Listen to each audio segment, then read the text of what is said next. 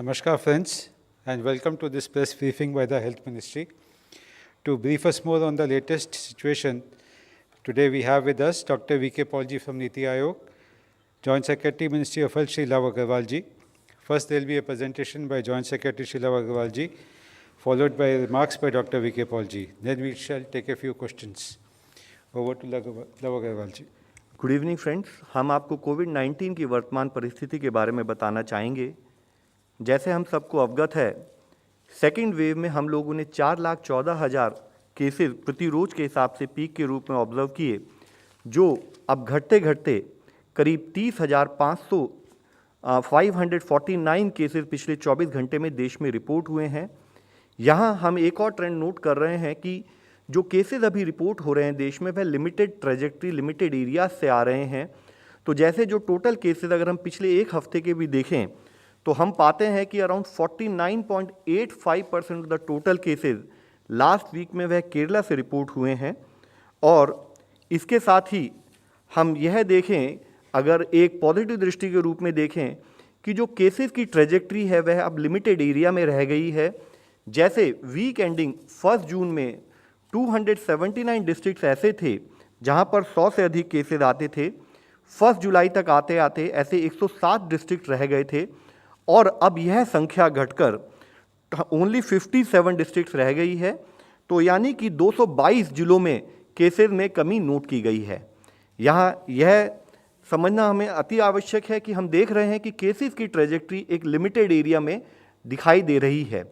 इसके साथ ही अगर हम डिस्ट्रिक्ट लेवल पर एनालिसिस करें तो पाते हैं कि अभी 18 जिले ऐसे हैं देश में जो पिछले 4 हफ्तों से जिसमें एक इंक्रीजिंग ट्रेंड इन केसेस नोट किया जा रहा है, जिसमें मुख्यतः केरला से 10 जिले हैं, महाराष्ट्र के 3 जिले हैं, मणिपुर से 2 जिले हैं, अरुणाचल से 1, मेघालय और मिजोरम से 1 जिले हैं।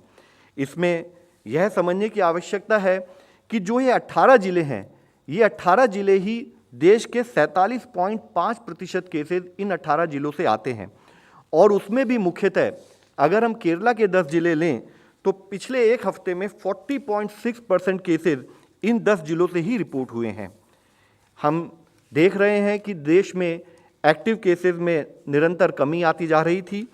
37 लाख केसेस जहां एक समय पर 10 मई में थे, वह घटकर अब 4 लाख केसेस रह गए हैं।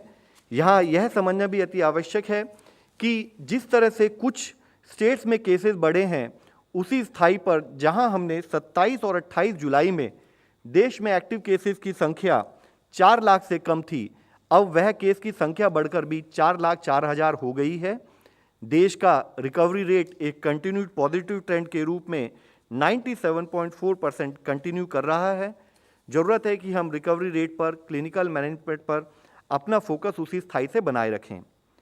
साथ ही हम देखें कि अगर स्टेट वाइज एक्टिव केसेस किस तरह से डिस्ट्रीब्यूटेड हैं, तो देश में एक स्टेट है जहां पर 1 लाख से अधिक एक्टिव केसेस की संख्या है और इसी तरह से 8 स्टेट्स ऐसी हैं जहां पर 10,000 से 1 लाख तक की संख्या में एक्टिव केसेस हैं और 27 स्टेट ऐसी हैं जहां पर केसेस में काफ़ी कमी आई है और 10,000 से भी कम संख्या में एक्टिव केसेस हैं।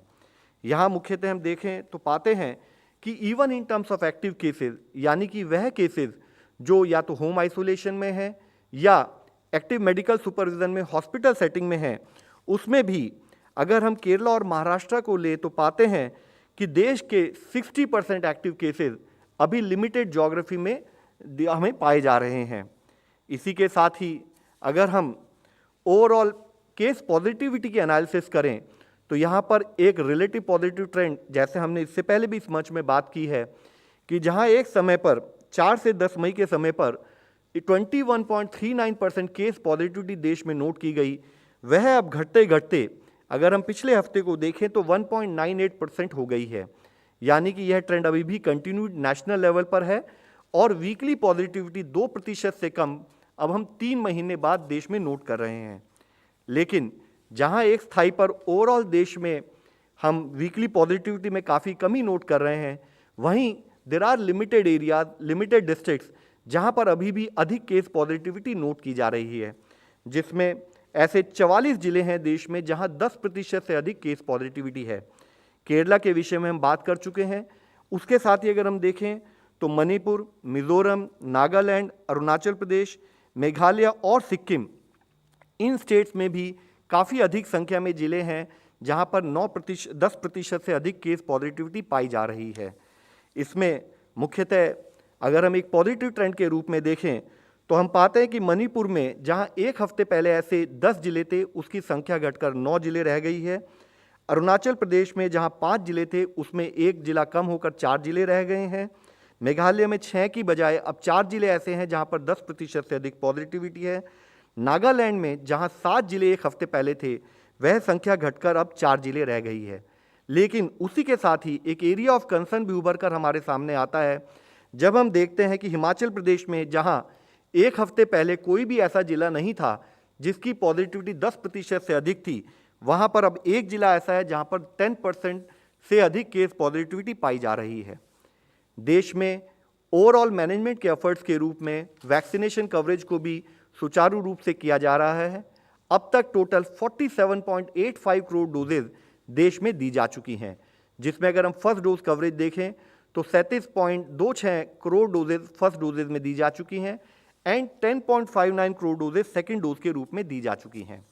इसमें जैसे कि हमने इससे पहले भी इस मंच पर कई बार बात की है कि ओवरऑल फोकस यह रहा है कि कैसे हम अपने वैक्सीनेशन डोजेज के एडमिनिस्ट्रेशन को बढ़ाएं। तो हम आपको बताना चाहेंगे, जहां मई में ओवरऑल देश में 6.1 करोड़ डोजेज दी गई, जून में बढ़कर वह 11.96 करोड़ डोजेज हुई और जुलाई में टोटल 13.45 करोड़ डोजेज देश में दी गई हैं। और इसी को अगर हम एक एवरेज वैक्सीनेशन रेट के रूप में देखें तो हम पाते हैं कि अराउंड 19.6 लाख डोजेज जहां प्रति रोज हमने मई मंथ में देश में दी गई, उसको बढ़ते बढ़ते 39.8 लाख इन जून और अब वह बढ़कर जुलाई में 43.41 लाख डोजेज प्रति रोज के औसत से दी गई हैं। यानी कि जो प्रगति, जिस स्पीड से हम कार्य कर रहे थे, उसको more than double in the month of May to July हमने नोट किया है। इसी विषय में एक और हम विषय आपकी दृष्टि में लाना चाहेंगे कि ओवरऑल पेस ऑफ वैक्सीनेशन देश में स्टेट्स का सहयोग लेते हुए बढ़ाया जा रहा है। जैसे कि अगर हम देखें कि देश में पहली 10 करोड़ डोजेज देने में, वहां तक अचीव करने में हमें 85 दिन लगे। उसके बाद 10 से 20 करोड़ डोजेज के पहुंचने के लिए हमने उसको अपने पेस को बढ़ाया और हम वह संख्या यानी कि 20 करोड़ डोजेज की संख्या हम 55 दिनों में पूरी कर पाए। इसके साथ ही फर्दर स्पीड को बढ़ाया गया, प्रोसेस को बढ़ाया गया, पेस के ऊपर काम किया गया और 20 से 30 करोड़ डोजेज में जहां इससे पहले हमने 85 दिन या 55 दिन लिए, वह घटकर नंबर ऑफ डेज घटकर 29 डेज रह गई है। और साथ में 30 से 40 करोड़ डोजेज में फर्दर हमने प्रगति की और हम 24 दिनों में 10 करोड़ एडिशनल डोजेज प्रोवाइड कर पाए। और अगर हम देखें कि 40 से 45 करोड़ डोजेज में हमने अभी तक केवल 11 दिन लिए हैं और एक कंटिन्यूड बेसिस पर मैन्युफैक्चरिंग की साइड पर और डिलीवरी और लॉजिस्टिक्स के साइड पर भी कार्य करते हुए इस पेस को कंटिन्यूड वे में बढ़ाया जा रहा है। इसी के साथ ही ऐसी कई स्टेट्स हैं जहां पर 3 करोड़ से भी अधिक वैक्सीनेशन डोजेज ओवरऑल सप्लाई की जा चुकी हैं, जिसमें मुख्यतः उत्तर प्रदेश में 4.88 करोड़ डोजेज, महाराष्ट्र में 4.5 करोड़ डोजेज, गुजरात में 3.4 करोड़ डोजेज, राजस्थान, मध्य प्रदेश, कर्नाटका और वेस्ट बंगाल में जहां पर कि 3 करोड़ से अधिक डोजेज दी जा चुकी हैं। यहाँ एक मुख्य विषय अभी हम लोगों को फिर से समझने की, फिर से ध्यान में रखने की एक ज़रूरत है, वह यह है कि कोविड के केसेस पूरी दुनिया में अभी भी अधिक संख्या में आ रहे हैं, यानी कि pandemic is far from over. और जैसे कि हम एक पिछले विषय में भी, पिछले मंच में भी इस बार बात कर चुके हैं कि second wave as far as India is concerned is still not over. अगर आप देखें तो देश में अभी, पूरे दुनिया में अभी भी 4,77,000 के करीब औसतन प्रति रोज केस आ रहे हैं। यह काफ़ी अधिक संख्या है और यह एक इंक्रीजिंग ट्रेजेक्ट्री की तरफ जाते हुए दिखाई दे रहा है। इसी विषय में हम आप लोगों की दृष्टि में लाना चाहेंगे कि जैसे एक विषय, या तो हम ग्रोथ रेट की बात करें या एक्टिव केसेस बढ़ रहे हैं उसकी बात करें, या इसको एक टेक्निकल दृष्टि से अगर हम आप लोगों के सामने रखें तो एक इसमें अंश यूज किया जाता है reproduction number. Reproduction number means कि एक इन्फेक्टेड आदमी अपने इन्फेक्शियस पीरियड में कितने और लोगों को इन्फेक्ट करता है। यहाँ यह माना जाता है कि रिप्रोडक्शन नंबर जब भी 1 से अधिक है तो इसका मतलब है कि केसेस की ट्रेजेक्ट्री इंक्रीजिंग है और टू दैट एक्सटेंट उतना ही कंट्रोल करने की आवश्यकता है।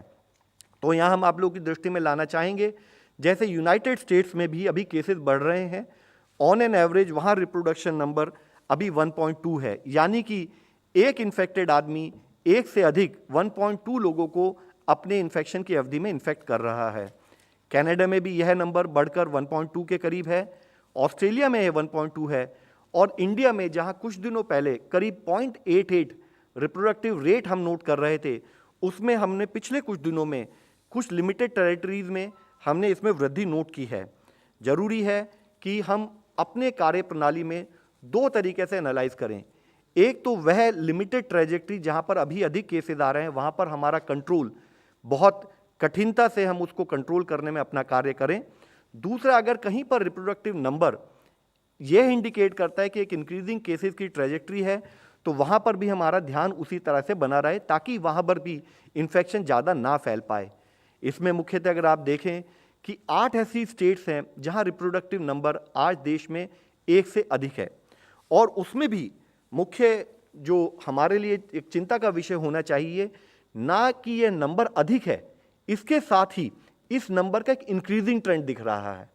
हमने इस विषय में कई बार इस विषय में चर्चा की है कि जरूरी है, हमें ध्यान रखना है कि वायरस नहीं थका या हम नहीं थक सकते, हमें कंटिन्यूड बेसिस पर कोविड-19 से अपनी लड़ाई को जारी रखना है।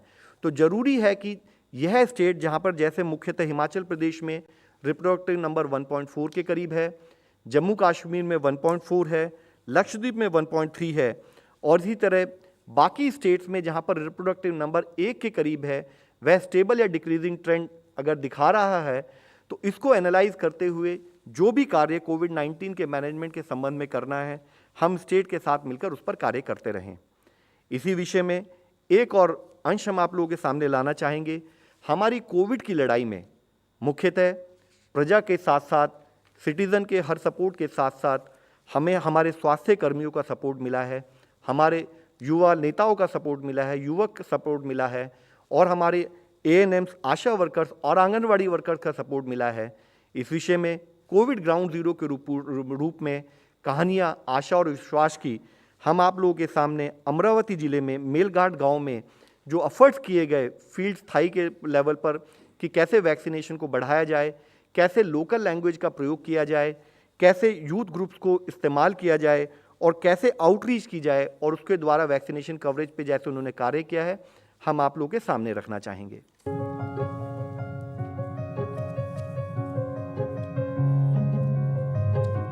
महाराष्ट्र का आदिवासी बहुल सुदूर मेलघाट क्षेत्र, जहां कोविड टीके को लेकर हिचकिचाहट एक आम बात थी।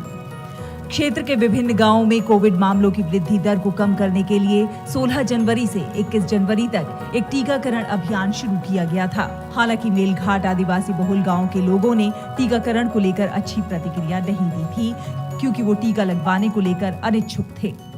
उनकी मान्यताओं, आशंकाओं, अंधविश्वासों और गलत धारणाओं के कारण ऐसे भी दिन थे जब टीकाकरण टीमों को टीकों के साथ लौटना पड़ता था, क्योंकि कोई भी ग्रामीण टीकाकरण के लिए तैयार नहीं था। स्थानीय लोगों को टीका लगवाने को तैयार करने के लिए तरह तरह के प्रयास किए गए।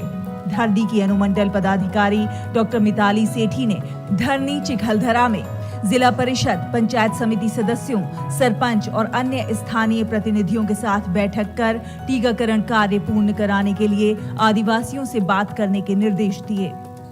अंत में कई कारकों ने मदद की।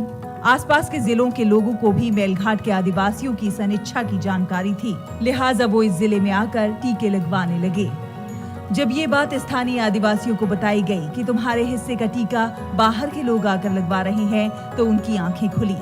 मिताली सेठी स्थानीय कोरकू भाषा में वीडियो YouTube पर पोस्ट करने की पहल के साथ आगे आई। क्लिप में डॉक्टरों और स्थानीय लोगों ने 1 महीने पहले शुरू की गई परियोजना में टीकाकरण के लाभों पर चर्चा की। विभिन्न गांवों में जनप्रतिनिधियों के सहयोग से टीकाकरण शिविर और जन जागरूकता शिविरों का आयोजन किया गया। आशा कार्यकर्ताओं, आंगनबाड़ी सेविकाओं और नर्सों ने घर घर जाकर जागरूकता पैदा की और ग्रामीणों को खुले स्थानों पर चाय और नाश्ते के लिए बुलाया गया, जहां टीकाकरण के बारे में सभी भ्रांतियों को कोरकू भाषा में परामर्श द्वारा दूर किया गया। हम सब लोगों की तरफ से अपने स्वास्थ्य कर्मियों, अपने उन युवक लोगों को धन्यवाद देना चाहेंगे जो फील्ड पर टीकाकरण से संबंधित इस तरह के कार्य के द्वारा हमें सपोर्ट दे रहे हैं।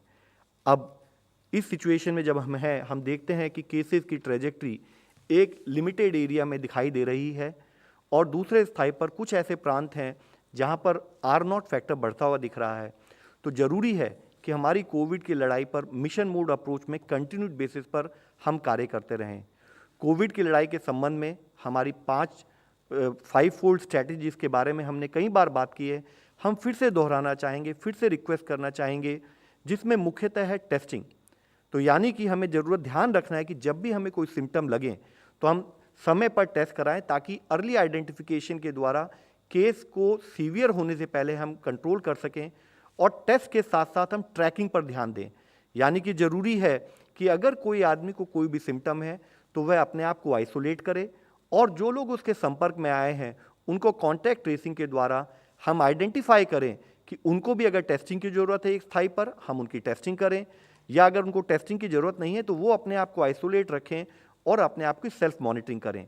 इसी के साथ ही थर्ड कंपोनेंट, तीसरी approach focus on clinical management protocol यानी कि ट्रीटमेंट, और उसमें ज़रूरी है कि एक स्थाई पर गवर्नमेंट ऑफ इंडिया स्टेट के साथ मिलकर कार्य करे और इंश्योर करे कि health infrastructure based on case trajectory हम उसी स्थाई पर बढ़ाते रहें, जिसमें हमारे हेल्थ वर्कर्स को रिक्वायर्ड ट्रेनिंग हो, हमारे हेल्थ वर्कर को required support in terms of clinical protocol मिले और उसके द्वारा हम कार्य करें।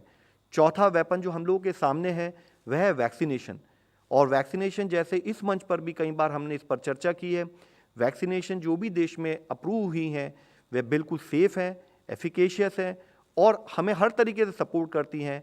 जहाँ एक स्थाई पर वो हमें बीमार होने से बचाती हैं और अगर किसी कारणवश कुछ लोग बीमार हुए भी तो उनको सीरियस होने से बचाती है, लाइफ सेव करने में हमारा सपोर्ट करती हैं, तो हमें वैक्सीनेशन पर भी उतना ही ध्यान रखना चाहिए। और पांचवा और सबसे इम्पॉर्टेंट अंश सोशल वैक्सीनेशन के रूप में कोविड अप्रोप्रिएट बिहेवियर।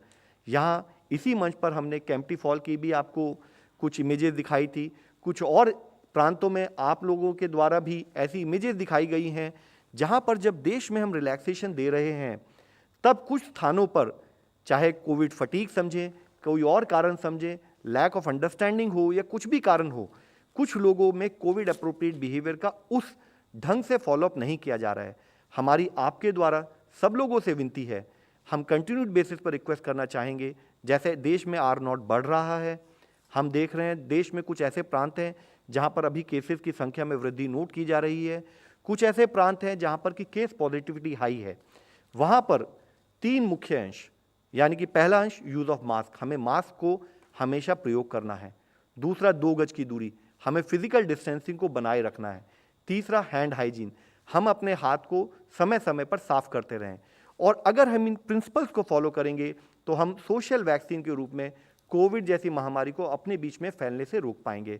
हम आपसे फिर अंत में यही विनती करना चाहते हैं, हमारी 5 फोल्ड स्ट्रैटेजी के रूप में focus on testing for early identification, focus on contact tracing, focus on treatment, vaccination and Covid safe behaviour हमारी लाइफ में एक न्यू नॉर्मल के रूप में हम इसको इस्तेमाल करके कोविड से अपने आप को बचाने में और अपने परिवार को बचाने में सहयोग दें। धन्यवाद। डॉक्टर वीके पॉल जी। धन्यवाद। आज आपके सामने जो रिपोर्ट प्रस्तुत हुई है, डेटा प्रस्तुत हुआ है, मिक्स्ड पिक्चर फिर सामने आई है। हम देखते हैं कि जिन ज़िलों में 100 से ज़्यादा केसेस हो रहे थे वो कम हो गए हैं। हम ये भी देख रहे हैं कि केस हाई पॉजिटिविटी वाले भी ज़िलों में चेंज आया है।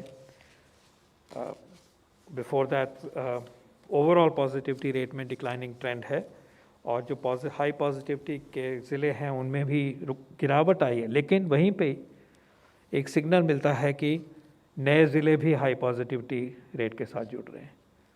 एक सिग्नल ये मिलता है। दूसरा, आपके सामने जो डेटा और मैप दिखाया गया उसमें ये भी दिखाया गया कि हमारे कई प्रांतों में, कई राज्यों में रिप्रोडक्शन नंबर जो है वो 1 से ऊपर पहुंचा हुआ है और बढ़ रहा है।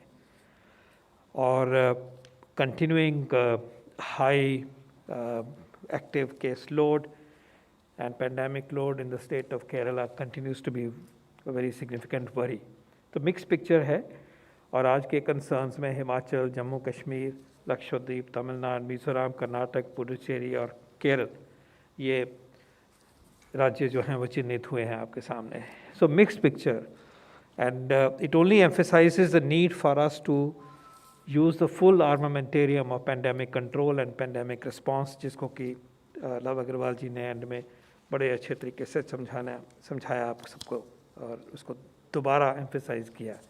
द फैक्ट रिमेन्स कि अगर हम ये मानते हैं कि कंपैरेटिवली स्टेबल है सिचुएशन, ओवरऑल नंबर्स स्टेबल हैं, किसी हद तक कम भी हुए हैं, कल का डेटा अगर देखें तो फिर एक विनती है कि कॉन्टैक्ट ट्रेसिंग करें और कॉन्टैक्ट्स को क्वारंटाइन करें। फिर ये विनती है कि आप जहाँ पे क्लस्टर ऑफ केसेस है वहाँ पे कंटेनमेंट जोन्स बनाएं, ताकि वायरस वहीं तक सीमित रहे, उससे बाहर नहीं जाए।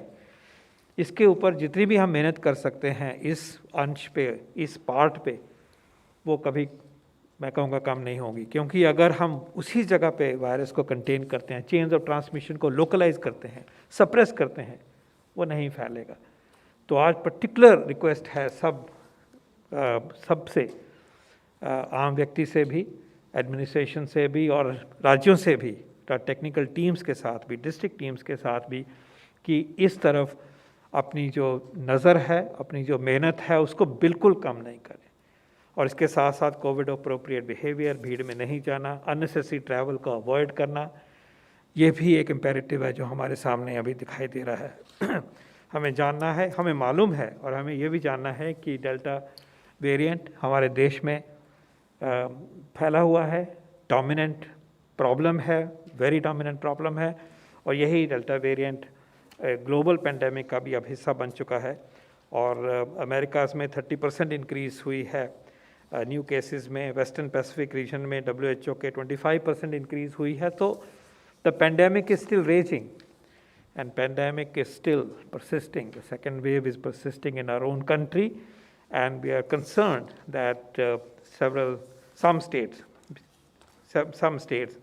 have an R0 which is in the wrong direction.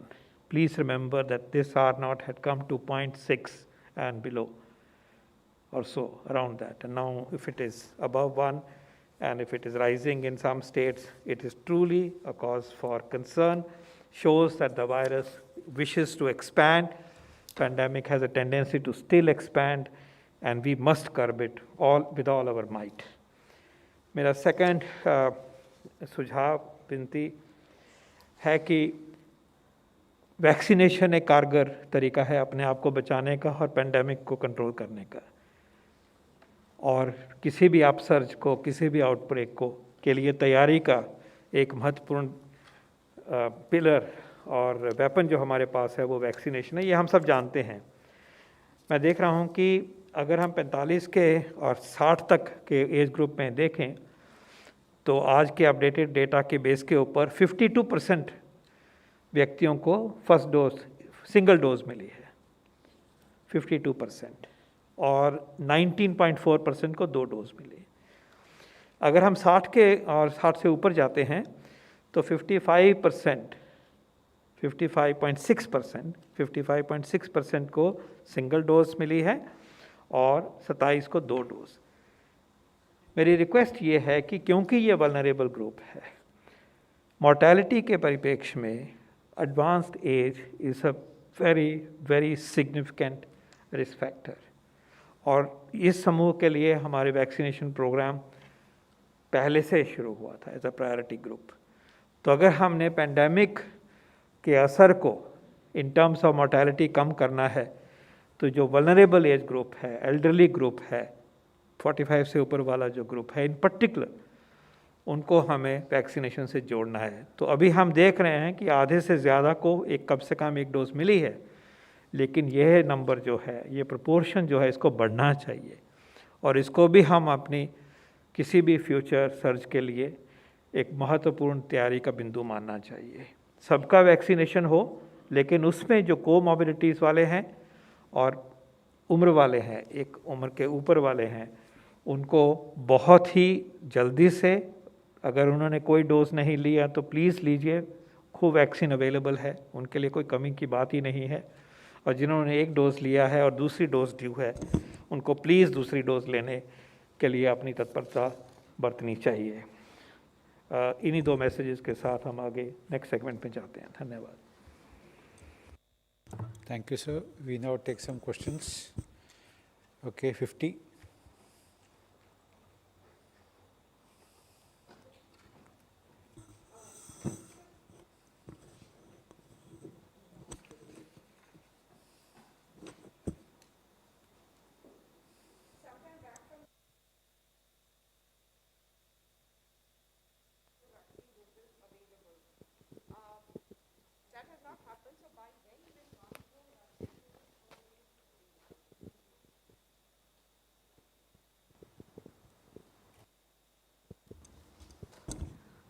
इस मंच से जहाँ तक मुझे ज्ञात है,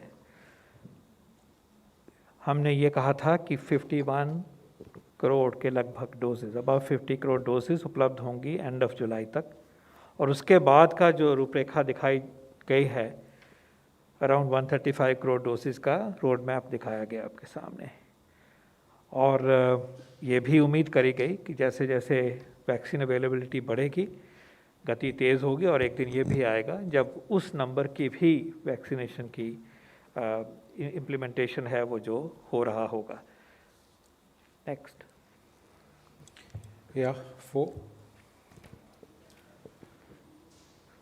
और जुलाई में जितने वैक्सीन वो 51 करोड़ अराउंड अबाउट जो कहा गया था, they have been achieved, we have communicated that and we are hopeful and we are confident that the roadmap presented to you for August to December will also hold good.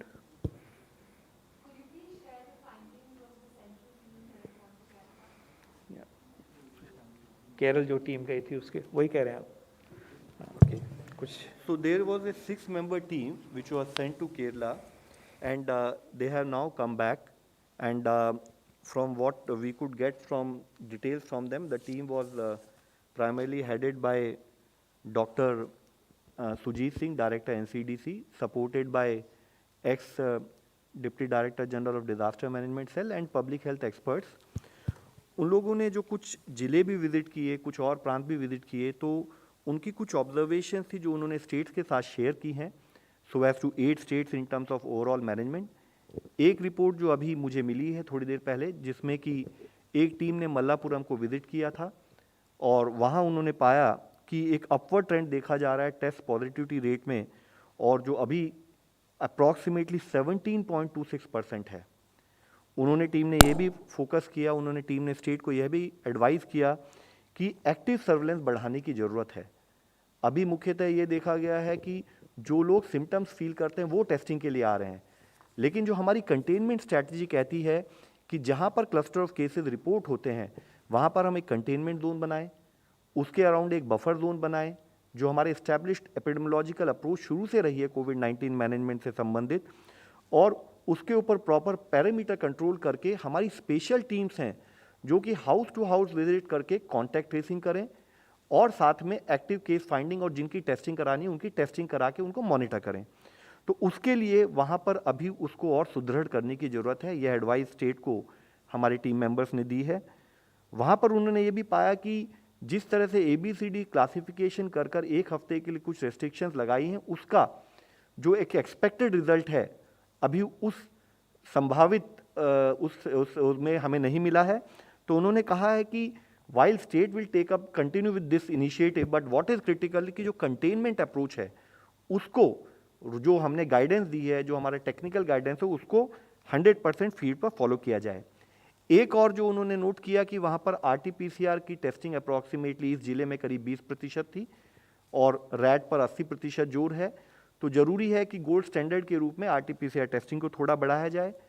एक मुख्य point जो और उभर कर आया है कि ज़रूरत है कि कॉन्टैक्ट ट्रेसिंग प्रॉपर हो, क्योंकि अगर वहाँ पर देखा गया है उस पर्टिकुलर जिले में 91% केसेस होम आइसोलेशन में है, और कॉन्टैक्ट ट्रेसिंग में अगर हम ये माने कि एक फैमिली में 5 लोग हैं तो वो डेफिनेटली 5 लोग हाई रिस्क कॉन्टैक्ट हुए क्योंकि वह उस इन्फेक्टेड पर्सन से संभावित है उसके आसपास रहे हैं। लेकिन वहाँ पर केस कॉन्टैक्ट रेशियो 1:1.5 के करीब नोट की गई है। तो यानी कि ज़रूरत है कि हमने इससे पहले भी एडवाइस दी थी कि हमारी कॉन्टैक्ट ट्रेसिंग एक्चुअली 1:20 होनी चाहिए और 1:20 के आसपास होनी चाहिए। तो contact containment operations as well as contact tracing को सही तरीके से फील्ड पे करेंगे तो हमें उसके संभावित और उसके रिक्वायर्ड रिजल्ट मिलेंगे। साथ में जो हमारी होम आइसोलेशन की गाइडलाइंस है उसको प्रॉपरली फॉलो किया जाए ताकि इन्फेक्शन स्प्रेड ना हो। जो लोग कोमॉर्बिड हैं उनको ज़रूरी हो, क्योंकि अगर हमें उनको डेथ से भी बचाना है और अदरवाइज भी उनको मैनेज करना है तो चाहे इंस्टीट्यूशनल क्वारंटाइन कराना पड़े, उसके लिए उनको प्रेरित किया जाए, उनको गाइड किया जाए, कम्युनिटी का सपोर्ट लिया जाए सस्टेनेबल बेसिस पर और उनको वहाँ पर हम शिफ्ट करें। यह भी एक एडवाइस दी गई है। साथ ही इस पर्टिकुलर जिले में जैसे हेल्थ इंफ्रास्ट्रक्चर पर, पर्टिकुलरली आईसीयू बेड्स पर और वेंटिलेटर बेड्स पर एक स्ट्रेन पाया गया, तो स्टेट को यह भी एडवाइस दी गई है कि एक स्थाई पर आप कंटेनमेंट पर ध्यान दें, दूसरे स्थाई पर जहाँ जहाँ आपका हेल्थ सिस्टम स्ट्रेन में उसको इमीडिएटली एफर्ट किए जाए कि उस हेल्थ इंफ्रास्ट्रक्चर को बढ़ाया जाए। और इसके साथ ही vaccination as a major approach towards management for long term, उस पर भी स्टेट उसी हिसाब से कार्य करती रहे। Okay, 22.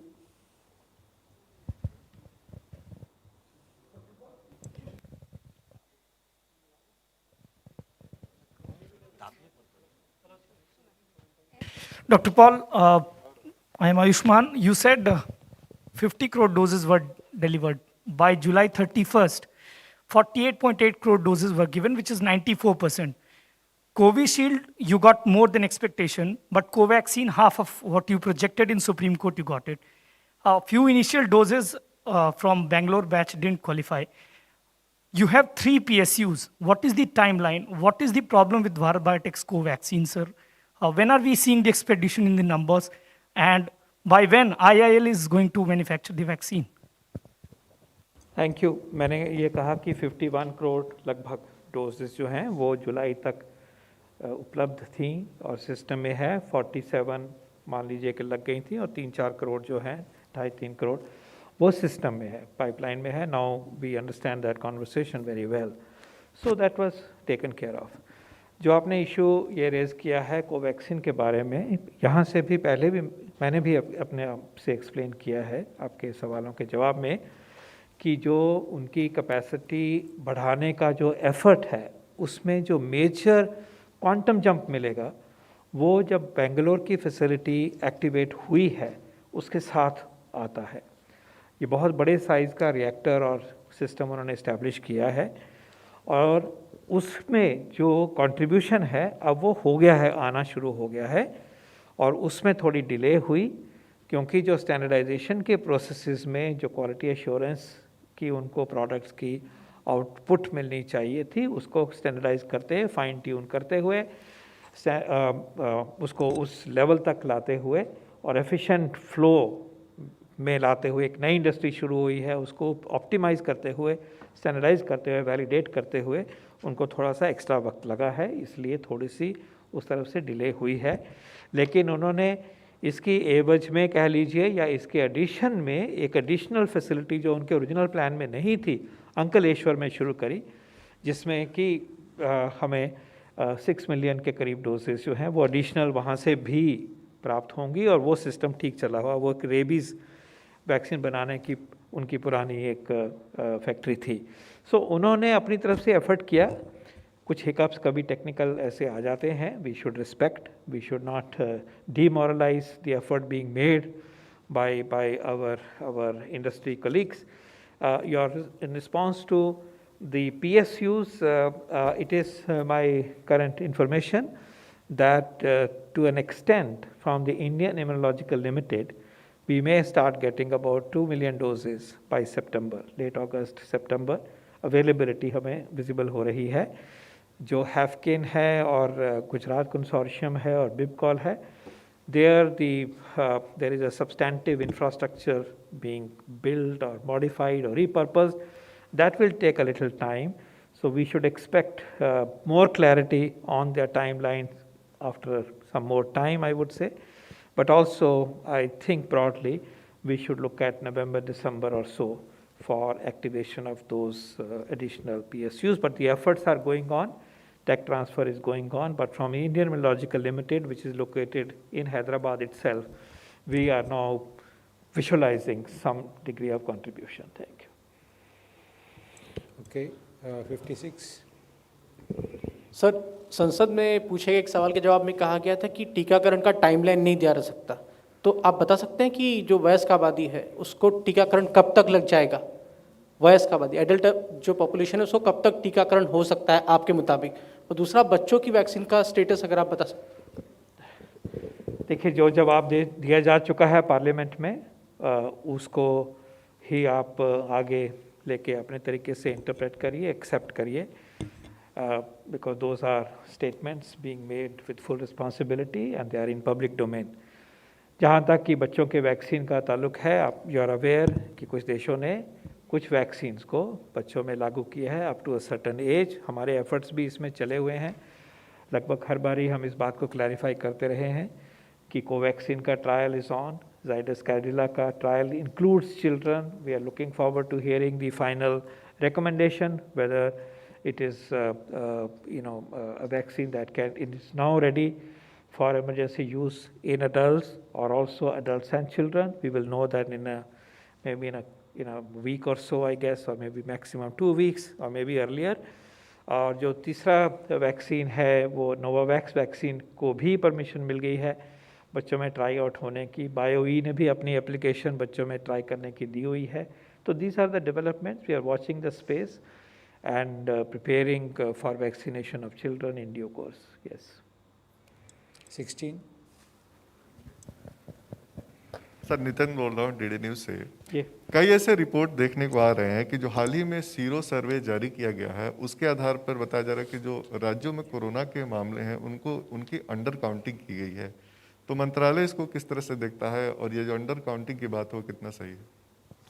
देखिए, इसके बारे में बिल्कुल मैं साफ करना चाह रहा हूँ बात को कि sero survey is done with the specific purpose of enunciating how many people have antibodies, how many people have had previous experience to COVID-19.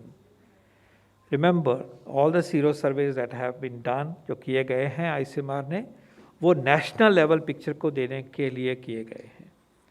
उसमें जो 28, 29, 30,000 जितना भी सैम्पल साइज लिया गया है जो आपके सामने प्रस्तुत किया गया है, that only covers an overall picture.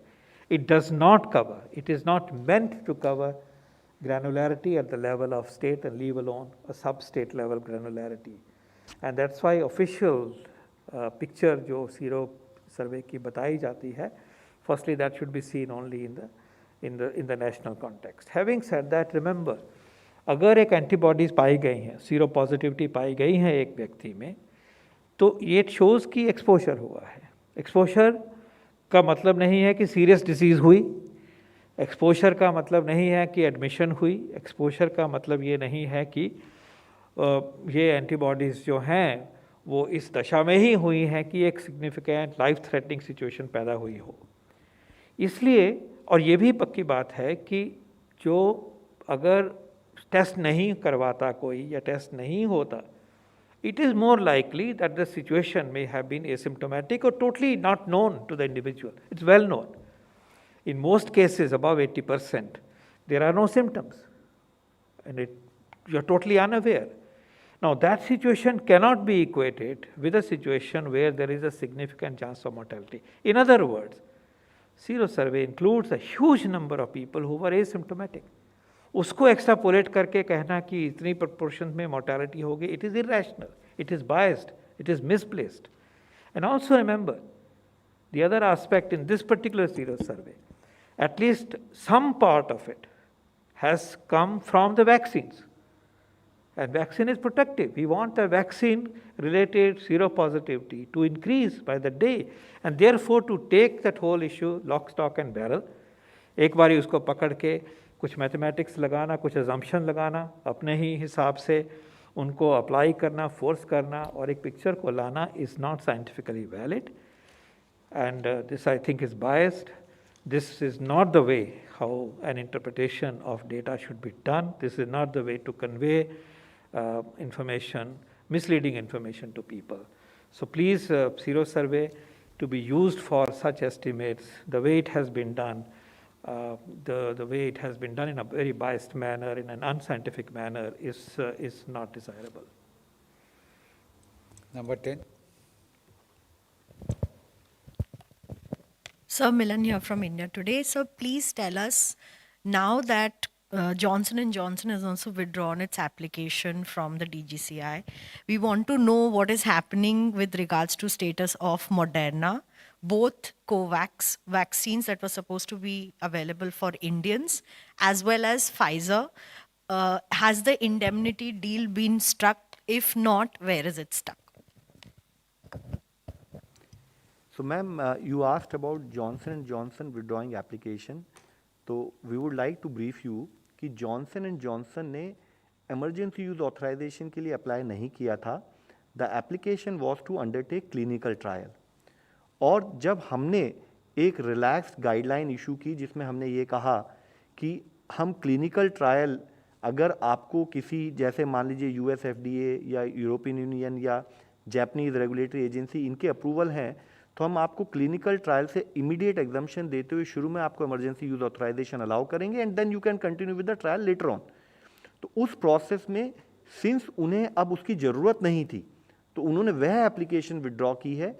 जो मीडिया में ये खबरें आई हैं कि जॉनसन ने अपनी कोविड वैक्सीन का अप्रूवल प्रपोजल विड्रॉ कर लिया, वो थोड़ा मिसलीडिंग है. We still are in consultation with them. As we have explained to you previously, it takes coming together on the grounds, on the conditions of the contract, on other issues. We will bridge it. We have made progress. We hope to make more progress. Thank you. 70.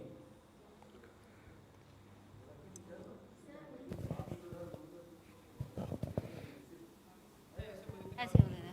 Hello, ठीक है. Hello sir, IIT Hyderabad और IIT Kanpur ने ये study किया है और ये कहा है कि शुरुआत हो जाएगी थर्ड वेव की अगस्त मिड से और पीक पर अक्टूबर में जाएगी. इस पर क्या कहना चाहेंगे? दूसरा सवाल ये है सर, जो केरला में केसेस बढ़ रहे हैं, कंटेनमेंट जोन और भी कई कारण हो सकते हैं, लेकिन क्या ऐसा है कि वहाँ पर कोई और भी वेरिएंट है डेल्टा के अलावा, या फिर डेल्टा प्लस है, या फिर क्या वजह है? So ma'am, on the issue of wave हम लोगों ने इस मंच पर इस बारे में कई बार बात की है. पहले हम आपसे विनती ये करना चाहेंगे कि अगर हम वेव को भी एक पैरामीटर मान के चलें तो देश में अभी सेकंड वेव पूरी नहीं हुई है. अभी भी केसेस 30,000 की संख्या में आ रहे हैं. दो विषय हमारे सामने आ रहे हैं. एक तो यह है कि केसेस जो हैं अब एक लिमिटेड एरिया से आ रहे हैं, ज़रूरी है कि हम वहाँ पर स्ट्रिक्ट एक्शन लेके उनको कंटेन करें. दूसरा यह है कि जैसे जैसे देश में गतिविधियाँ खोली गई तो उसमें हमने जब गतिविधियाँ खोलने पर हमने ये पाया कि कुछ प्रांतों में कोविड सेफ बिहेवियर अगर फॉलो नहीं होगा तो हो सकता है केसेस बढ़ें. इस मंच पे हमने इसमें बात की और उसके प्रभाव के रूप में शायद हमने जैसे कि सर ने कहा कि 0.6 R0 था, उसके बाद 0.8 हुआ, बढ़ते बढ़ते आज हम उसको R1.2 के करीब देख रहे हैं. तो ज़रूरी है कि जिन प्रांतों में केसेस बढ़ने की तरफ दिख रहे हैं वहाँ पर भी हम उतनी सजगता से कार्य करें. तो ये दोनों चीज़ें हमें समझने की ज़रूरत है कि सेकंड वेव ही हमें सबसे पहले मैनेज करनी है. दूसरी चीज़ है, अगर आप कभी भी वेव के बारे में बात करें तो हमने इस मंच पर आपको बताया है कि वेव जो है they are more of a post facto understanding और evaluation of plotting the case trajectory. उससे भी पहले हमारा एक्शन क्या है दैट विल डिटरमिन. वेव के दो कंपोनेंट हैं. एक कंपोनेंट है एक प्रकृति के रूप में, जैसे आपने कहा कि वेरिएंट आ सकते हैं, तो एक प्रकृति के रूप में हमारे सामने एक नया चैलेंज आ सकता है.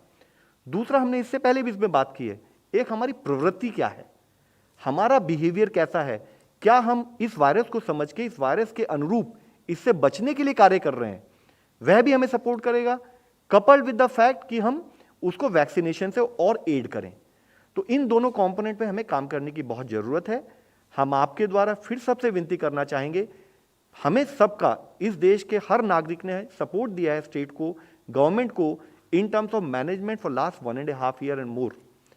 लेकिन ये बैटल अभी ख़त्म नहीं हुई है और हमें प्रकृति से दिया हुआ challenge, coupled with the fact हमारी प्रवृत्ति क्या है, उससे हम कैसे मैनेज करें, इन दोनों को मिक्स करते हुए हमें इस पे फोकस करना है। इसी से संबंधित आपने केरला के विषय में कहा है, तो जैसे मैंने इससे पहले आपको भी सबमिट किया है, variant can fuel, variant can lead to a situation in terms of higher transmissibility which has been noticed not only in Kerala, not only in Maharashtra, in other parts of the country and now across the world. लेकिन variant को management का principle आज भी वही है, same 5-fold strategy, test, track, treat, vaccinate and covid appropriate behaviour. इन पांचों जो हमारे कंपोनेंट है मैनेजमेंट के, इनसे हम इधर से उधर कभी भी होंगे तब हम देखेंगे हमारे केसेस की संख्या बढ़ेगी। मैं फिर से आपसे ये रिक्वेस्ट करना चाहूँगा, हमारी प्रकृति के दिए हुए चैलेंज के साथ साथ हमारी प्रवृत्ति हमारे मैग्नीट्यूड ऑफ जो केसेस आएंगे उसको डिटरमिन करती है। तो जरूरी है कि हम कभी भी ना भूलें कि हमें कोविड सेफ बिहेवियर का पालन करना है। Number 26.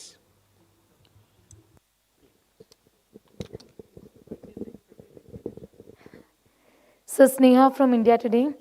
My question is, what is the plan? How do you intend to go about vaccinating children? Because there is a suggestion from the ministry as is from experts that priority group among children, those with comorbidities, that's a list that has to be drawn up. Has any work started in that direction just yet? The notion to, on priority, vaccinate children who have comorbidities is scientifically appropriate and valid.